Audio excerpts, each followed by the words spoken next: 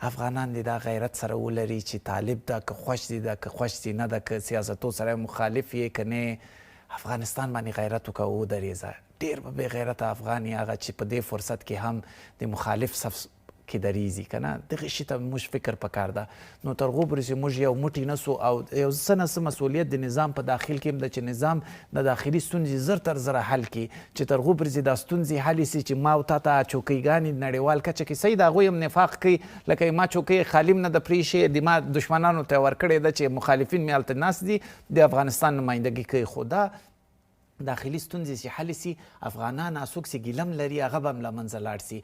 ټول درته د دې کریډټ درکوي چې جنګ دې ختم کو اشغال دې مات کو. نن راسه همدغه ملت یو علت خو د پاکستان سره جنجال تاسې غیرت وکړو دوی درته مدیون احسان دي. نن تور سره یو بله ښېګړه مو وکړه ورته د داخلي اساسي ستونزې چې هغه افغان ډاکټر هغه افغان باسواده قدر چې نن د تا وطن نه ځي ځکه چې د نجونو تعلیم یې دلته نسته دا قضیه ورته حله که هماغه خوږه ګوته چې د پاکستان هم نن ما او تا باندې په خارج کې رشخند وایي درته وایي چې دوی خو داسې نظام ده دا علت هم ترېنه واخلو بیا به انشاءالله دا مستقبل به دومره روښانه وي پاکستان خو څه کوي هېڅ یو قدرت به ما او تا ته په بده سترګه نسي راکتلی. ډېره زیاته مننه.